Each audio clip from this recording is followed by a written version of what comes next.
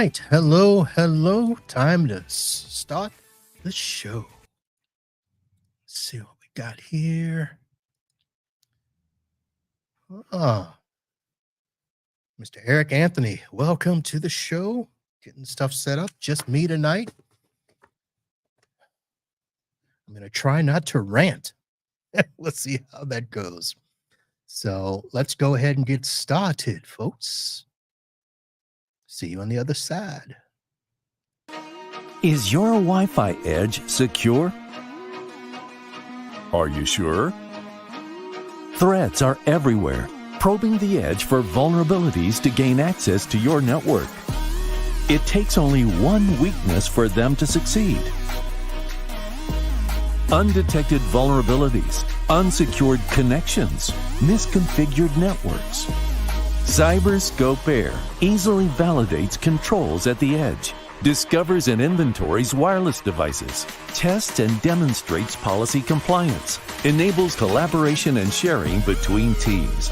Simple, portable, designed for any skill level. Fast and thorough discovery and testing with vulnerability scanning. CyberScope Air handheld vulnerability scanner for cybersecurity and wireless testing, troubleshooting, and surveying.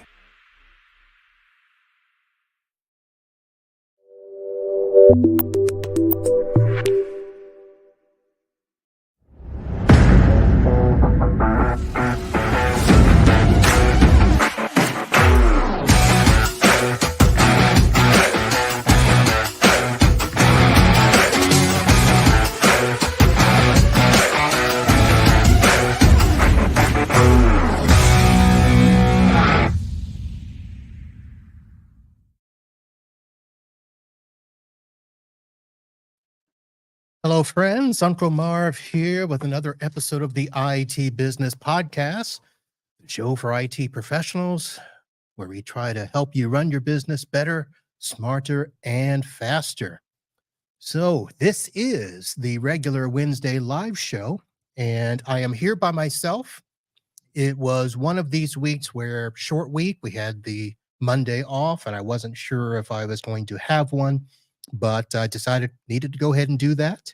I do want to say thank you to Brad Gross, who recorded a episode with me yesterday, and we talked about the growth of our managed service community and the cybersecurity managed services that come with it, along with the possibility of more lawsuits. So if you've not had a chance to listen to that, go back, episode 711 with Bradley Gross. So tonight, one of the reasons that I wanted to get on here and do this is I had something that's been on my mind. It's been bugging me for, a couple of weeks now, maybe 3. And the situation technically is over. So now I can talk about it publicly, and I'm going to do that. And I'm going to try to keep it sane and not really throw anybody under the bus or anything like that. But I do have a bone to pick with some people about what happened. But before we do that, let me make sure that I do not forget to talk about TechCon Unplugged.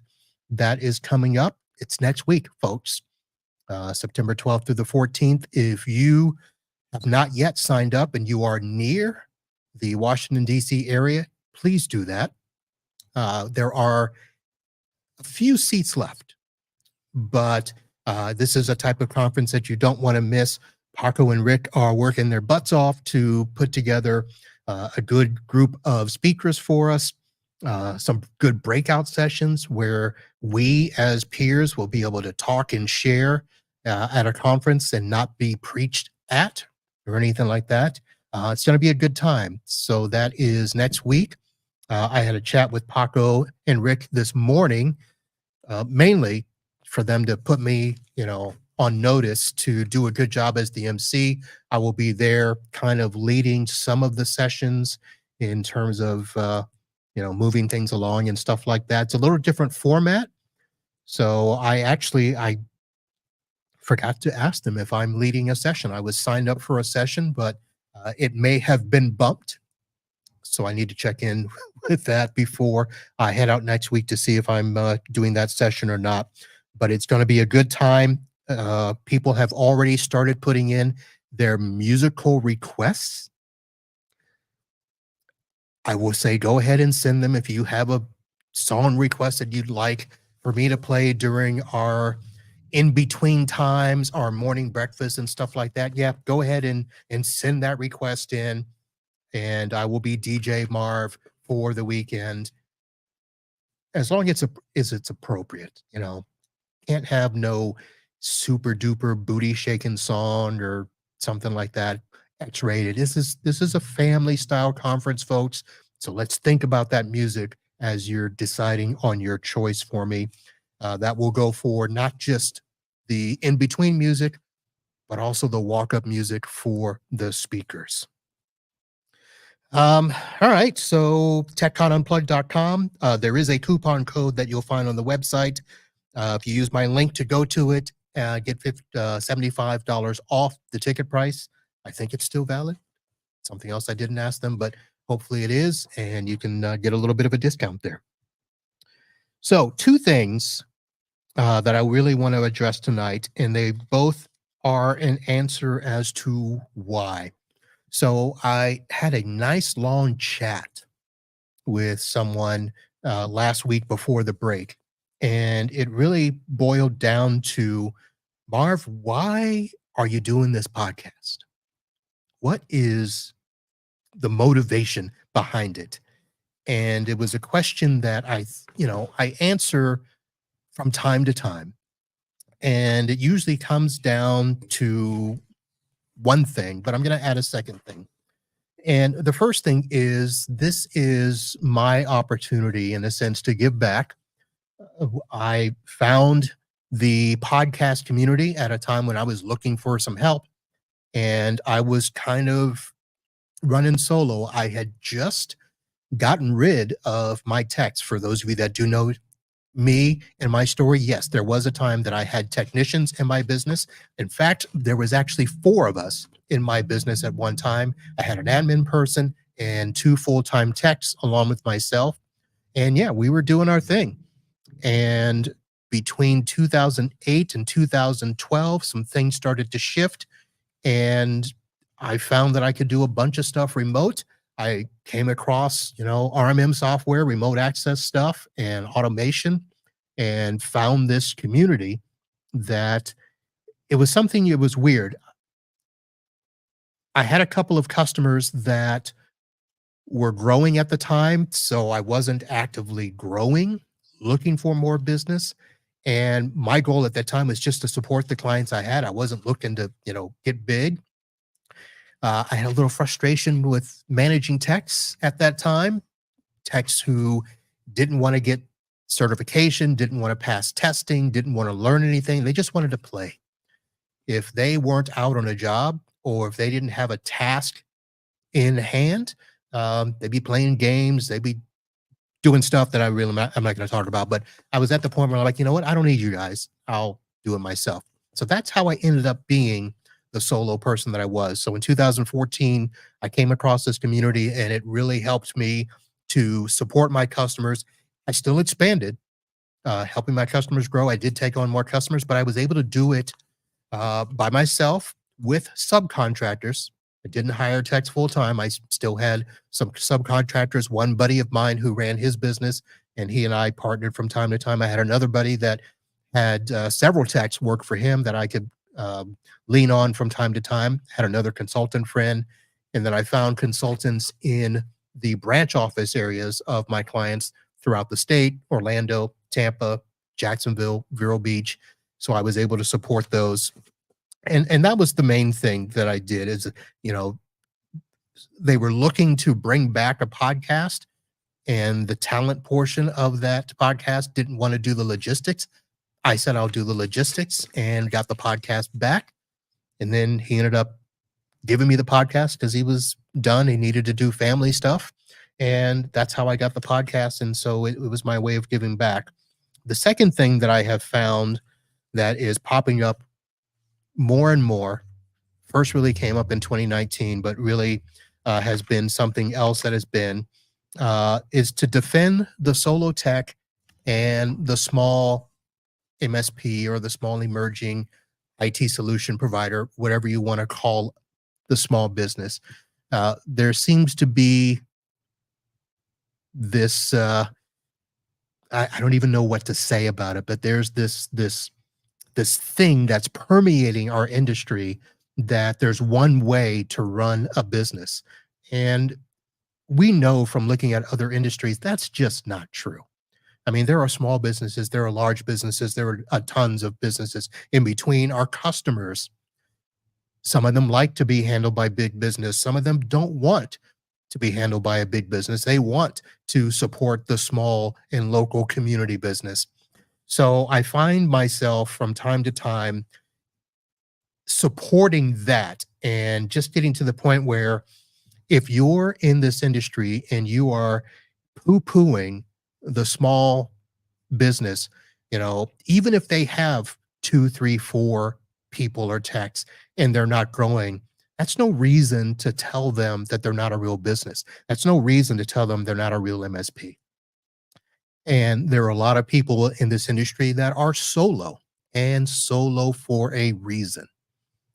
And listen, I'll be honest, technically I'm solo. I've got the subcontractors. I've gone back and forth over the years. Do I need a tech? Do I want to grow? Eh, And the bottom line is, every time I've gotten to that brink, I've come to the realization that I'm happy where I'm at. And one of the things that I have realized over the years is that the biggest thing that should be important is happiness. Happiness with ourselves, happiness with our family, spouse, relationships, all that stuff. I don't need to get big and be grumpy. If I can get big and be happy, I'll do that. But I'm not going to get big just for the sake of getting big, just for the sake of somebody telling me that's what I have to do. You build your business to sell it. Yeah, whatever. You do you. Um, and that's not to say that I'm against a lot of what happens out there. I just don't like the fact that people are attacking the smaller businesses because they're not like you.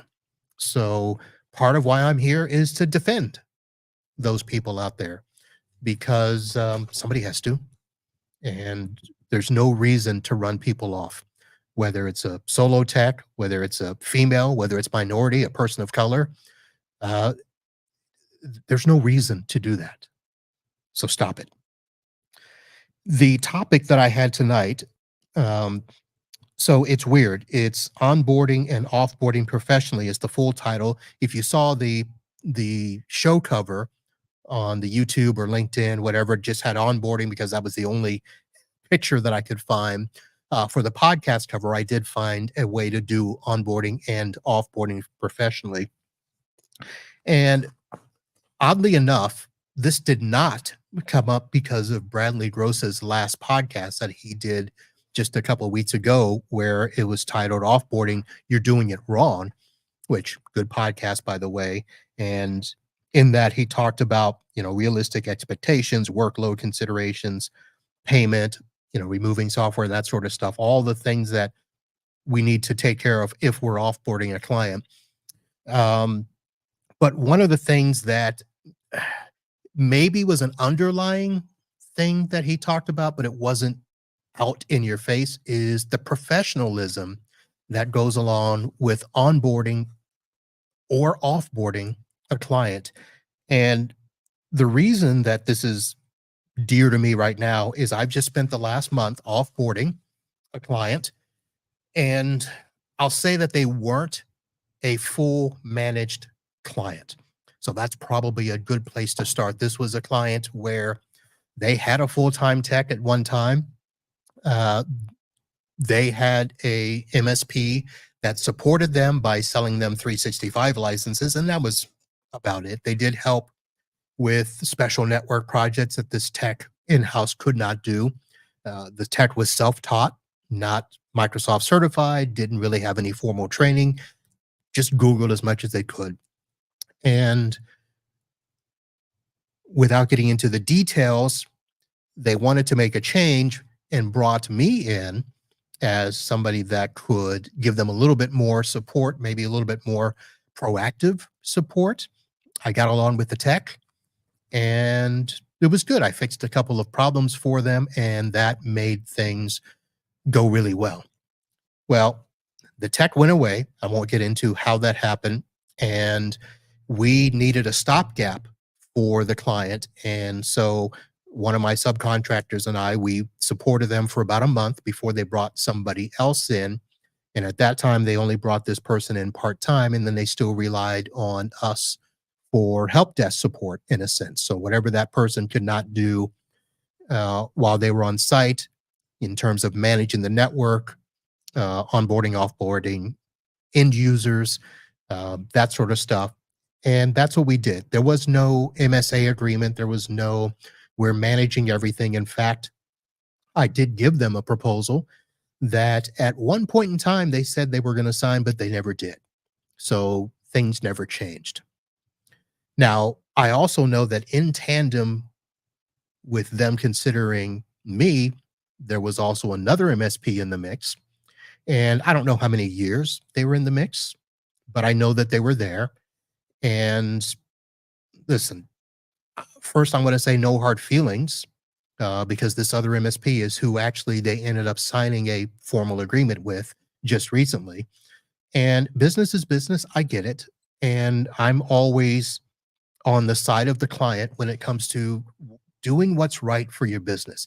And if that's not using us, that's fine.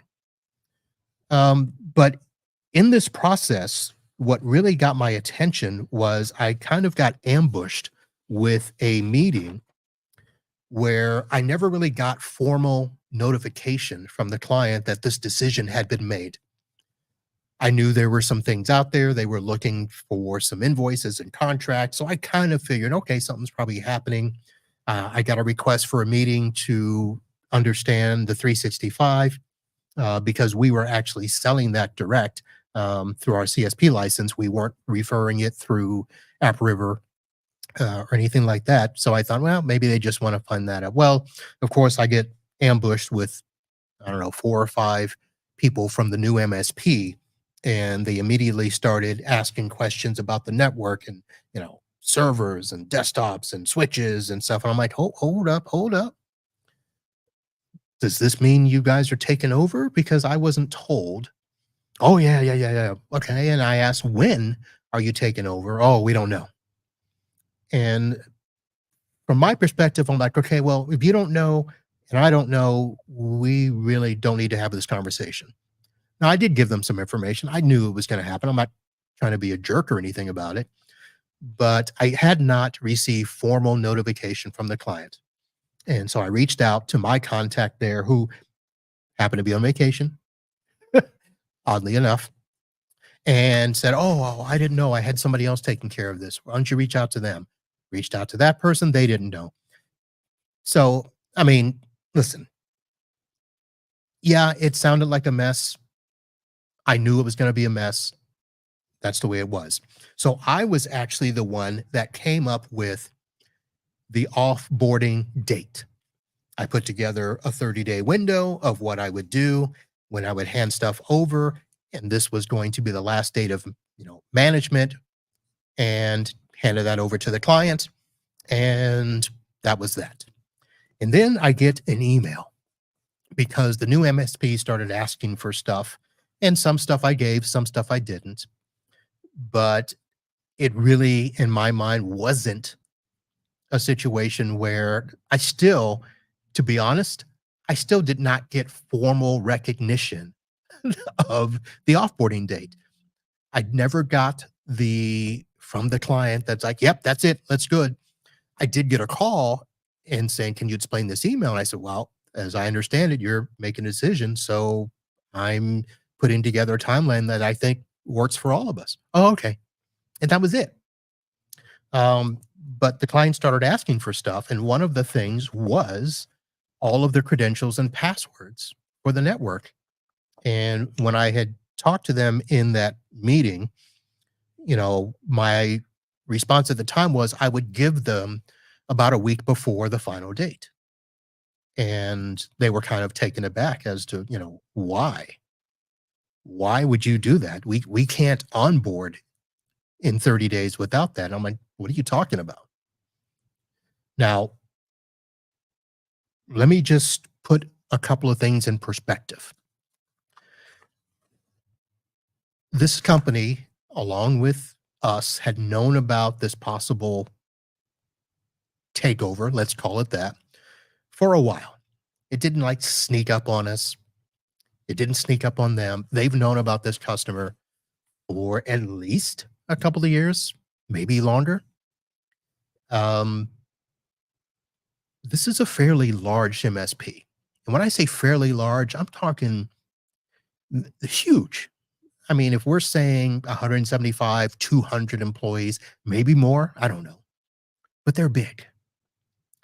And to tell me that you can't onboard in 30 days without passwords, okay, that's not my problem.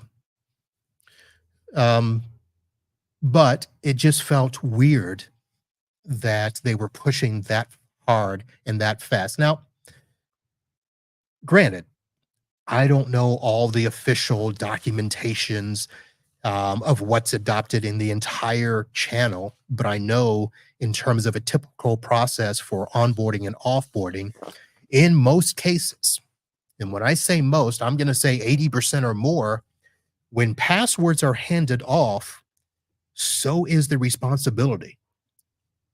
My thought to them was if I start handing that stuff over, I'm done. And the stance was if you put on your agents, I'm taking mine off.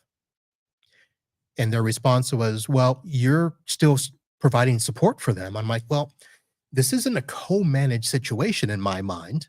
I didn't say that to them. So let me not, put words where they're not. I didn't say that to them, but in my mind, this wasn't a co-managed thing. There was no agreement for us to share responsibility during this 30-day window. I was going to offboard, hand over stuff. I provided 1 week's time for the transition, and then I would wipe my hands and be gone. But that's not how they understood it because I got an email mid-month, and basically they were upset that I had not yet given them the credentials. I should probably have gone back and let you know that the ambush meeting was probably about 40 days or so before the date that I had put on the offboarding. So let's say we're probably 10 days in to that 30-day period. And I get the email where they basically accused me of intentionally withholding network credentials, and that not only was such behavior unprofessional, but also detrimental to the client. And I was like, first of all, I didn't agree to that. They asked me how long it would take to put together a run book for them. I said 24 hours, but that wasn't the fact that I agreed to give it to them. I said I would give it to them early, which means that I wasn't going to give it to them on the last day of my obligation. I was going to give it to them a week in advance. And actually, I might have given it to them sooner had we all just gotten along. And both my wife and several people that I talked to were like, what are you doing? I said, listen, I have no ill will towards the client. Why am I going to put them in a bad situation? And I'm not intentionally trying to be a jerk to the new MSPs. In fact, I know this MSP. I've known about them for a while. I even tried to get somebody from their company on this podcast. So it's not like I'm the jerk here, but apparently it was perceived that way. And so I did have to send an email where I told them that, listen, that's not what I agreed to. Here is my process.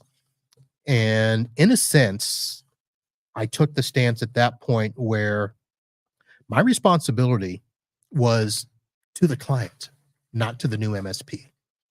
So all of the agreements that I had in place were with the client. And that's where I did it. And I did still make some overtures of offering up. I gave them some other documentation early. I even offered to meet somebody from their office at the client's base, walk them around, because this type of building is it's a cluster. Let's just say that. It's basically multiple warehouse bays that have been added time over time. Wiring is horrible. It's a I mean, if you talk about a bird's nest, a spaghetti nest, it's horrible. The wiring is horrible. The server, it's old. It's a 2016. Some of the workstations are old and slow. Um, Most of the switches have been replaced. There is a Ruckus wireless network in place, mismatched access points, but they work. But there was a bunch of other stuff that I could have showed them as well. I offered that, crickets, and I don't know if they ever went by.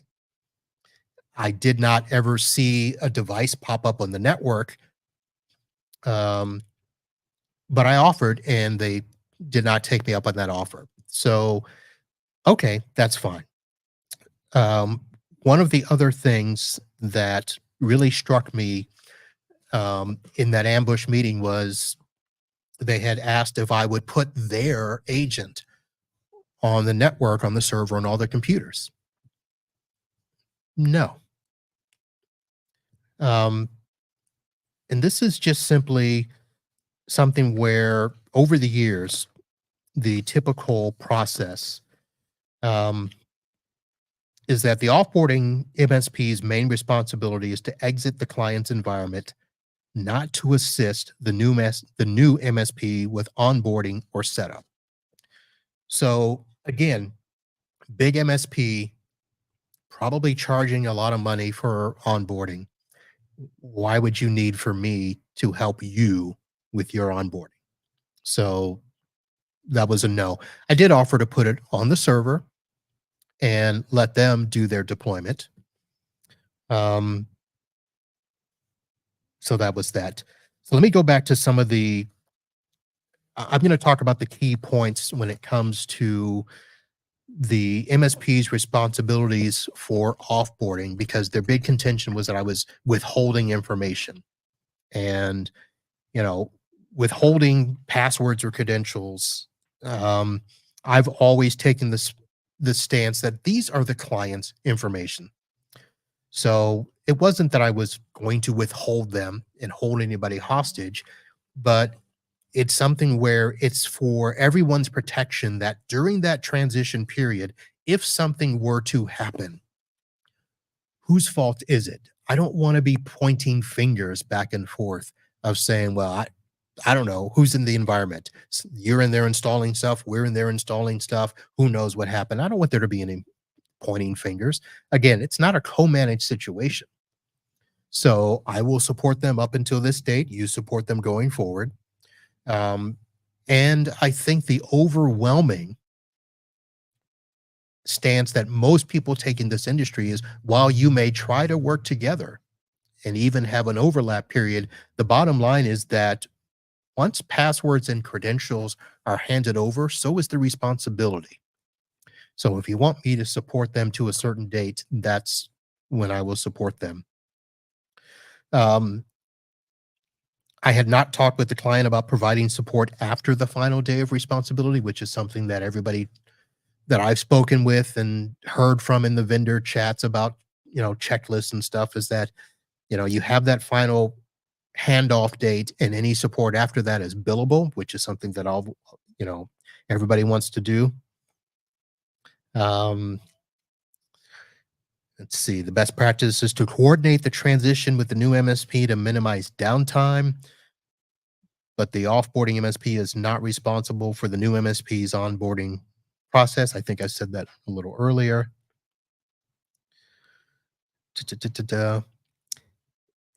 The offboarding MSP should clearly define and communicate the last day of managed service responsibility, quotations when passwords are handed over, the date that they will be completely out of the client's system. So in a sense, two things.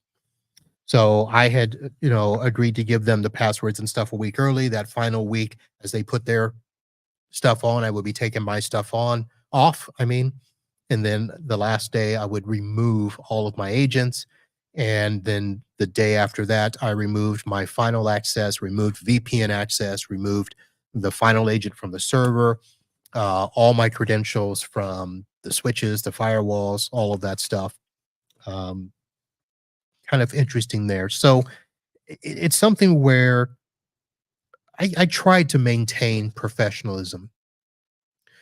Now, we may have different ideas of what that is, but my process is usually what is typical, what is standard in this industry. I have strived to do that.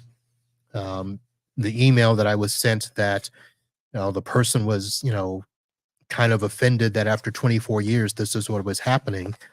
And listen, I never met the person before that. I don't know, good guy, bad guy, nice guy. I don't know. All I know is that I've been in this industry more than 30 years. I've had this business for 27 years. Never been called unprofessional in this setting. I've been called a lot of things. I've been wrong a lot of times.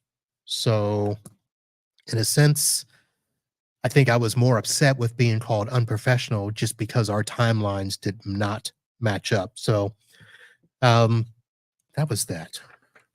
Okay, I think I've ranted a little bit here. This probably is is unprofessional in terms of how I've handled this, but it was something that I felt like I needed to do. So what I'm going to do is take a quick break, and I'm going to go back, and I spent a lot of time in the offboarding side. I want to go and talk about the typical onboarding side, and this is from the perspective of MSP to MSP. This isn't really based on whether you're firing a client or losing a client. It's just common courtesy in our industry, at least from my perspective, what I've gathered over the years in talking to other MSPs, in reviewing the checklist. I mean, there are vendor checklists all over the place on typical ways to onboard and offboard clients, and that's what I'm going by here. So let me do this. I did not at the top of the hour say that the IT Business Podcast was brought to you by NetAlly, your trusted ally in fast, reliable network testing. I will say this: I did play the clip for the new CyberScope Air. My CyberScope is one of the devices, that is in my everyday go bag. I used it today as I was adding an access point to a client's office. So I used it after I attached the access point, went back to the server room, uh, traced route the path through the switches to that access point so that I could assign VLANs to those specific ports on each switch. One of the things that I don't do is I don't assign every VLAN to every port on every switch. So in certain situations, it is very vital that security wise, you only pass through VLANs on the ports that need it. So I did a trace route on all those ports, on all those switches to that access point. That way I could just, push out those VLANs. There was a guest VLAN, a cafe VLAN that were separate Wi-Fi for those. And I did that using the CyberScope because it's got not only the quick network test to see if everything's working, but you can do a path ping to the device and get the path through each switch to do that. And then, of course, I took it back to where the access point was, did a wireless connection test on that access point specifically, on all the Wi-Fis. And it's one of those things, one tool can do all of that. Not only could I test connection, I could test the VLANs, I could test the SSIDs. This client was actually set up as a profile on the CyberScope. So I just switched to the profile, had all the access points in there, hit test, ping, ping, ping, tells me everything, gets out, sends me an email. Once it's all done, I can show the client, there you go, wireless access point installed and tested. So that's it for the Net Ally. I will be searching for more more information on the CyberScope Air as I get it. I know it's been out there for about a month or so, but I don't want to push my partners. You saw a different mug earlier, but of course, SuperOps is the secondary sponsor for the podcast. They're also the mug sponsor and the Florida Man sponsor. As I take a sip of my beverage there, your all-in-one RMM PSA solution. Empower your IT management using SuperOps unified solutions for modern MSPs. And also on the intro, you saw TrueGrid, one of the products that I use for secure remote access. Secure your remote access with TrueGrid, simplified, fast, and firewall free. And I think we've got an episode coming up with them in a few weeks where we will be diving into a lot of the stuff that has changed with TrueGrid in the past, 18 months or so.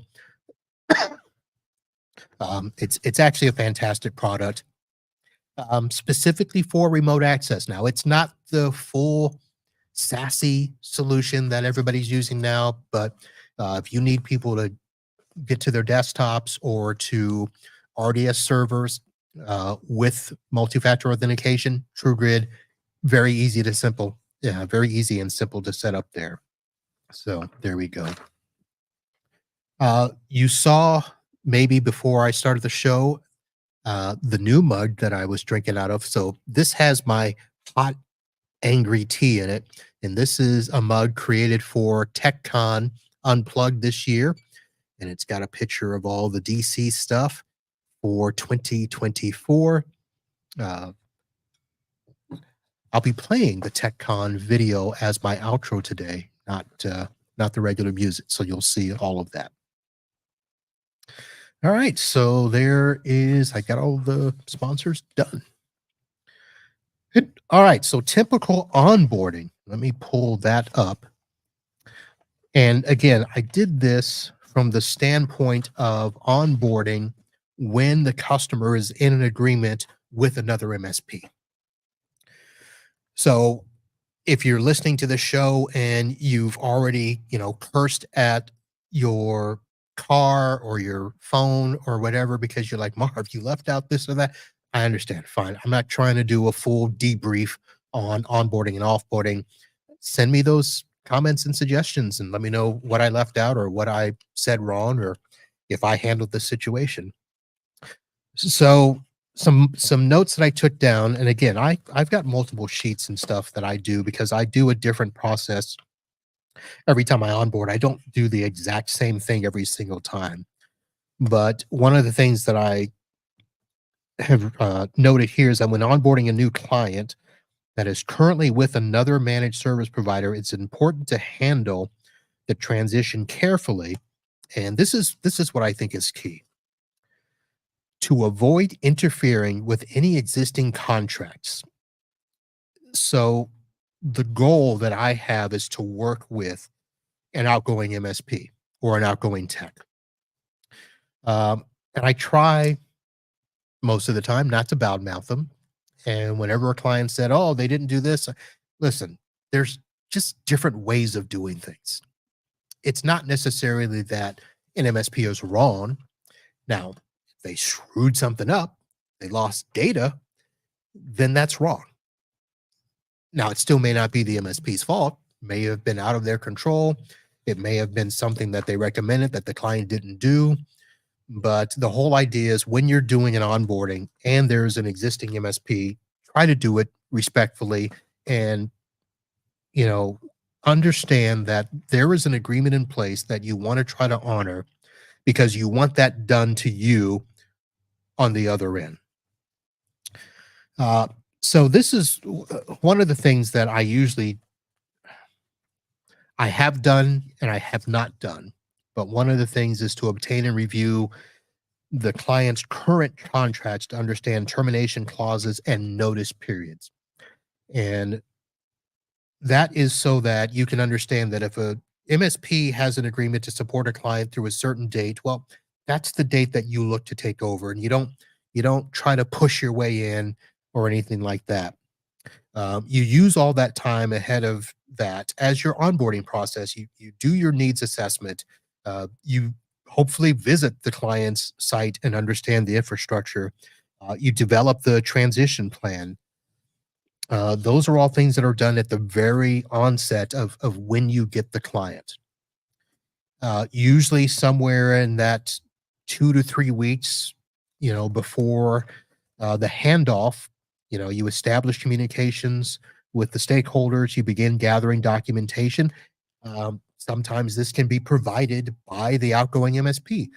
A lot of us, again, most of us, if things are done well, if things are done right, if the client is agreeable, we know that it's time to hand stuff over, and we're going to do it in a nice manner.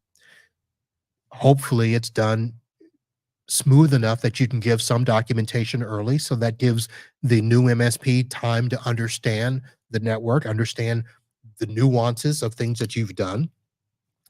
It gives you time to prepare your teams, if you've got teams, for that upcoming transition.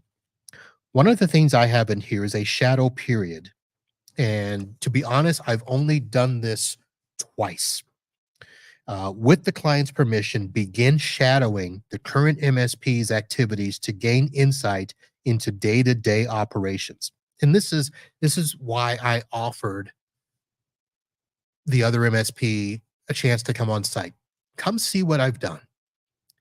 And you can critique it, you can tear it apart, but at least understand here's what's in place. Maybe I can try to explain to you why it's in place. Maybe the budget didn't allow for it at the time. Maybe the client said, no, we'll get to it later. Maybe they just said, no, we're not doing it. Or maybe you can come in and realize that, okay, yeah, I don't know what I'm talking about. I didn't know what to do, so I just left it. All those things can be explained ahead of time, and then you can stop the finger pointing later.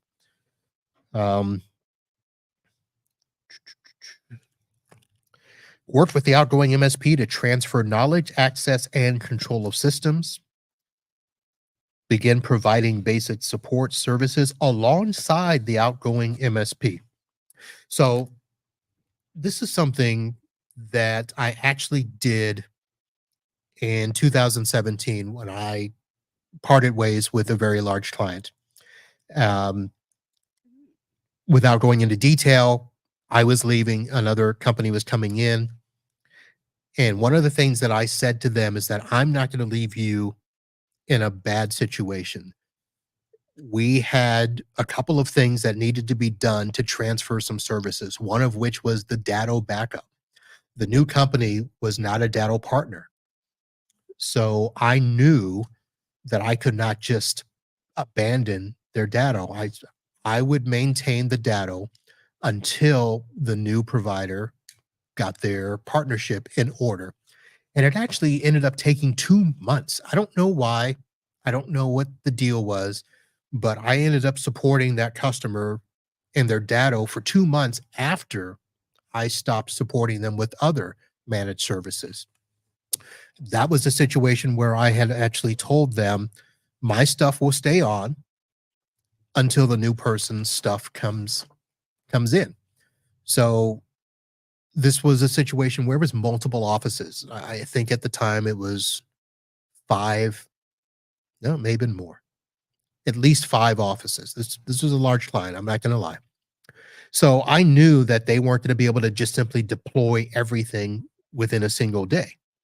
So as they went to each office to deploy their stuff, I took mine off. And that was my way of working with the client and the new MSP, so that there was no gap when it came to, at the time it was just basic antivirus protection. I did have web protection, so DNS filtering for the websites. I did have some solo workstations that were being backed up of key people in the business that kept stuff locally on their desktop as opposed to a server drive. At the time, each of those offices had a server in place.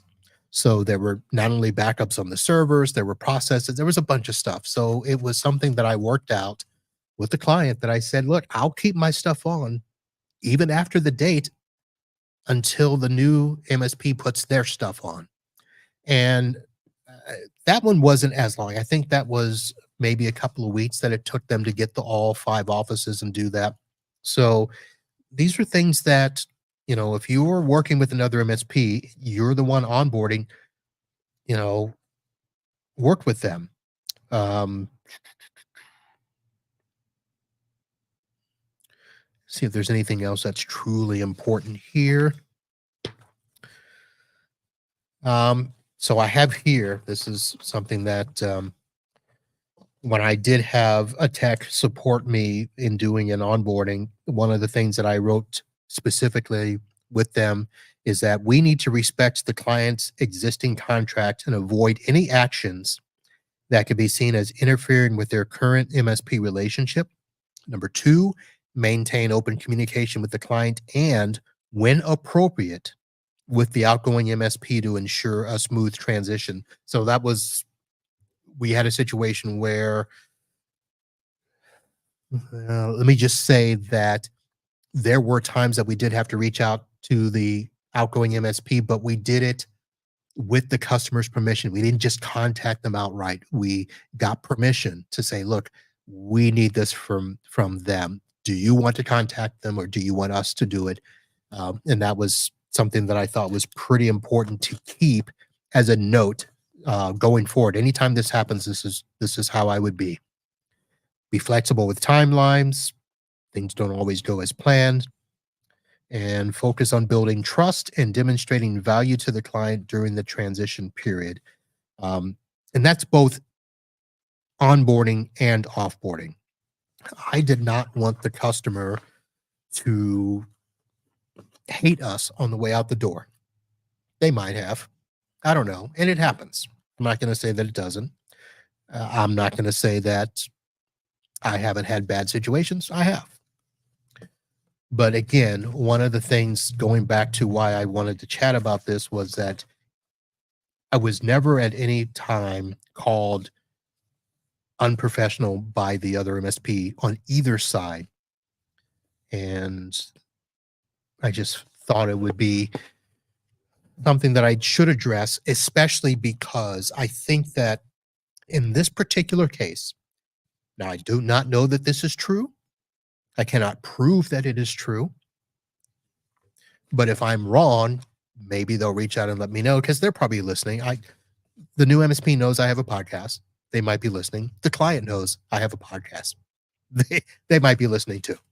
So if they hear this and I'm saying something wrong, just reach out to me and let me know. I'm not doing this in a way to, slam anybody, but I think what happened is this MSP, as big as they are, and as long as they've been in this industry, they probably get used to doing things a certain way. And the smaller another company is, they probably believe that we're the big boy in town, do it our way or else. And I think that getting pushback from me wasn't what they expected.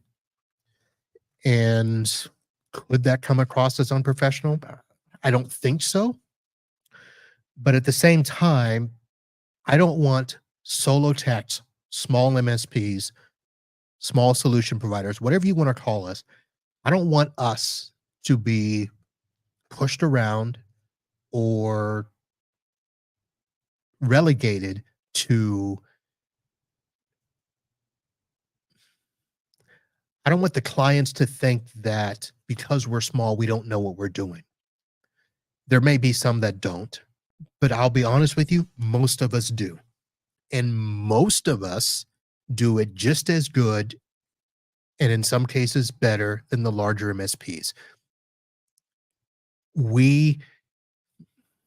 I'm going to be careful how I say this.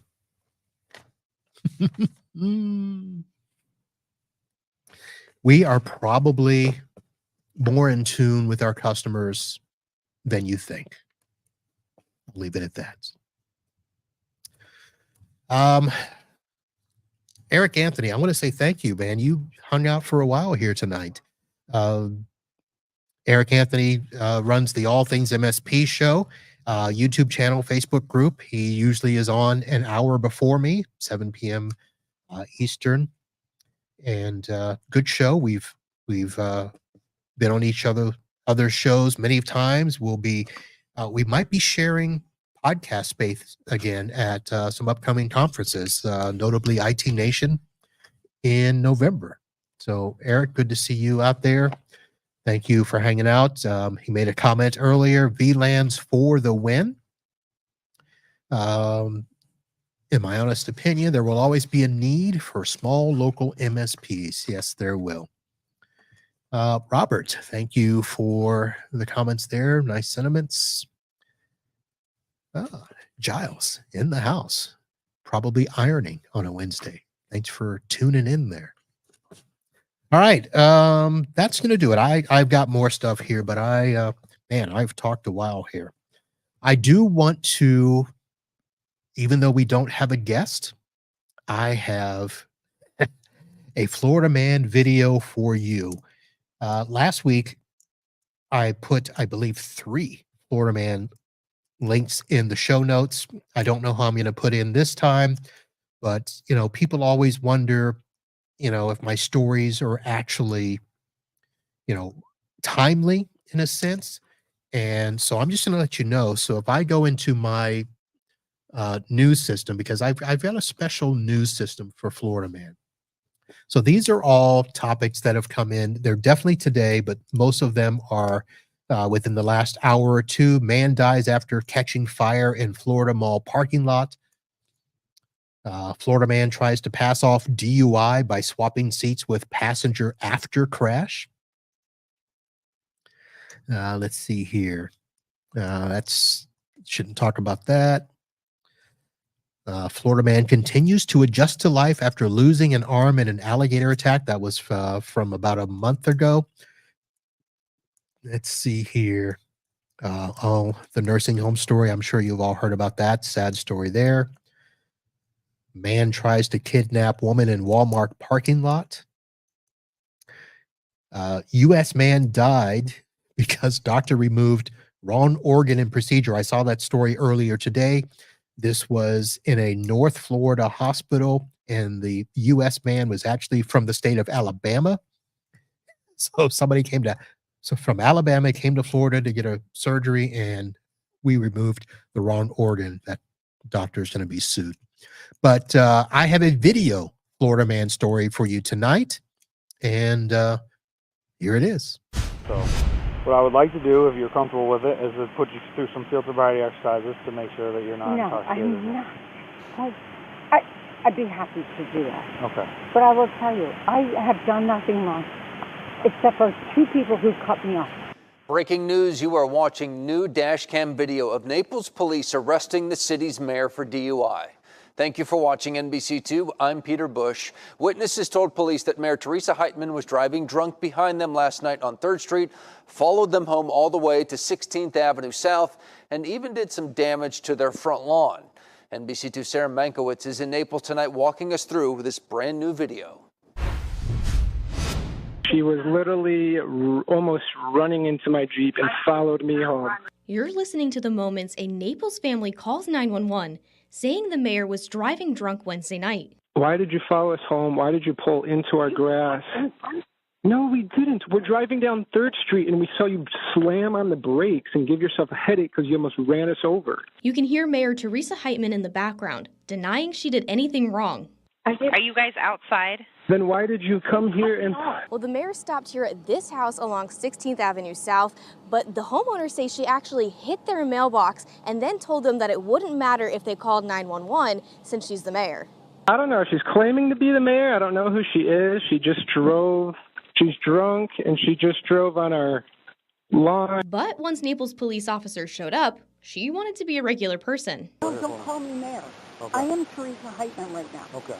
I am not the mayor. Police say they smelled alcohol on Heitman's breath. Have you had anything to drink tonight? 1 glass of wine. Just the way you're speaking to us, and I can smell it, so I was just making sure that... Smell what? They performed a sobriety test. Use your eyes only to follow the fence. All right? I think. Okay. You ready? I'm sorry. It's okay. I've never been to this before. Okay. Okay. Go ahead. So I'm going to follow the pattern. Yep. Then another sobriety test. 1, 2, 3, 4, 5, 6, 7, 8, 9, 10, 11, 12, 13. Okay. Which she failed. All right, man. We're going to be done for tonight, okay? Unfortunately, right now, you are going to be placed under arrest for driving under the influence of alcohol. Her blood alcohol level was 0.0169, more than twice the legal driving limit. The mayor was released from jail Thursday morning. We've reached out to her for a comment, but she hasn't responded. I'm local along 16th Avenue South in Naples. Sarah Megowitz, NBC2. And there you have it, one of Florida's finest. And I will have a link to the video for those of you that are listening by audio only. You can go to the show notes and find the video of our fine Naples mayor right across Alligator Alley, folks. It's about an hour and 15 minutes. Used to go there all the time, hang out in Naples. I'm going to go see the mayor, see how that goes. That is going to do it for tonight. I, again, want to thank everybody for hanging out and putting up with my editorial comments for tonight. And we'll find out soon if there's any backlash, and I'll let you know.